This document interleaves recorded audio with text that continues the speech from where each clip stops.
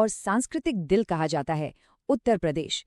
ये एक ऐसा प्रदेश है जिसका पैमाना, जिसकी आबादी और जिसका प्रभाव पूरे देश की दिशा तय करता है।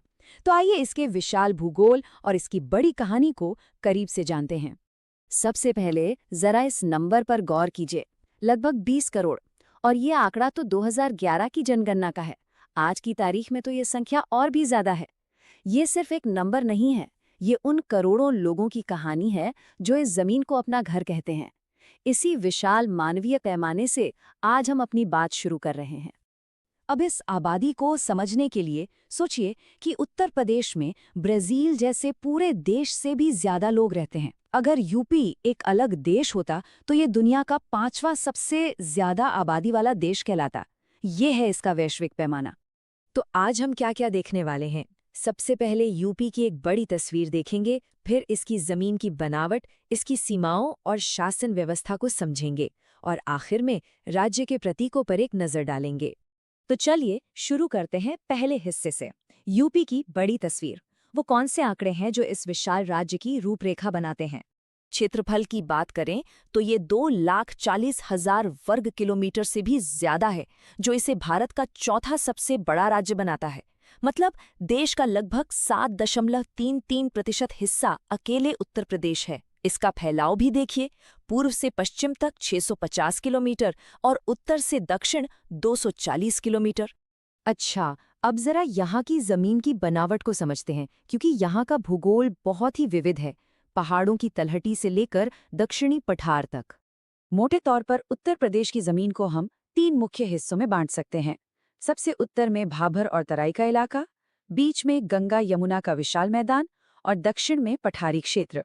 सबसे पहले आता है भाबर क्षेत्र। ये हिमालय के ठीक नीचे कंकड़ पत्थरों वाला इलाका है।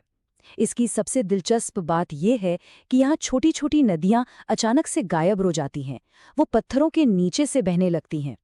और जैसे ही भाबर का इलाका खत्म होता है, शुरू होता है तराई।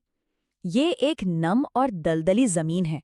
और पता है, जो नदियाँ भाबर में गायब हुई थीं, वो यहीं वापस जमीन के ऊपर आ जाती हैं। ये इलाका अपने घने जंगलों और लंबी घास के लिए जाना जाता है। और अब आते हैं यूपी के दिल पर, गंगा यमुना का विशाल मैदान। ये नदियों द्वारा लाई गई जलोढ़ मिट्टी से बना एक बेहद उपजाऊ इलाका है, जो असल में भारत की खाद्य सुरक्षा की रीढ़ है। यहाँ 2 तरह की मिट्टी मिलती है, खादर जो नई जलोढ़ है और बांगर जो पुरानी जलोढ़ मिट्टी है। ये आंकड़ा एक बहुत बड़ी कहानी कहता है। यूपी की लगभग 75% मतलब 3/4 सिंचाई नलकूपों यानी ट्यूबवेल से होती है।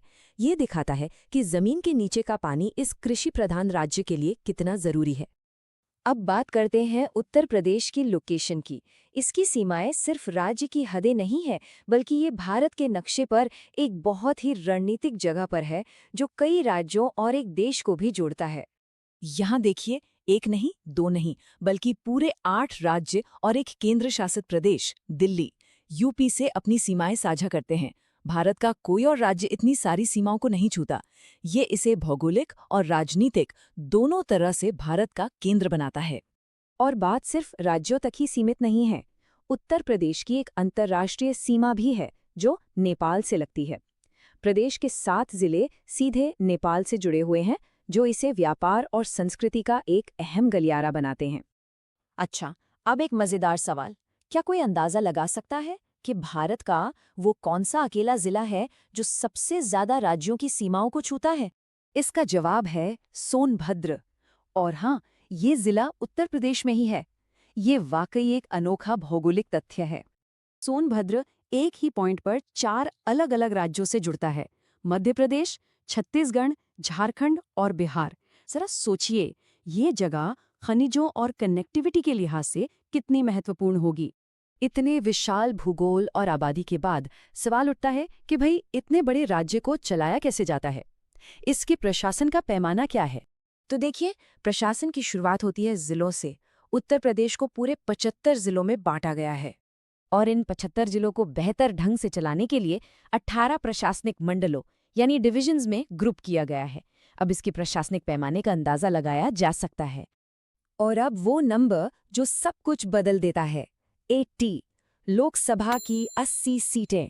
यही वो आंकड़ा है जो उत्तर प्रदेश को भारत की राष्ट्रीय राजनीति का पावर हाउस बनाता है।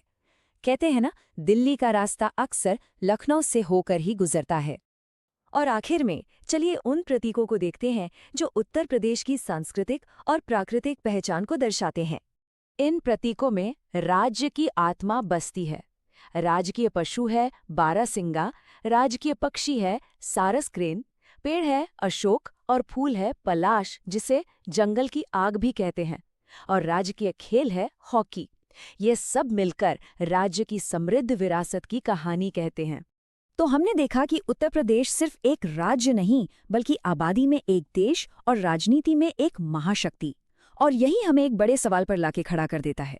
जब उत्तर प्रदेश का रास्ता भारत की भविष्य को आकार देगा, तो वो आकार कैसा होगा?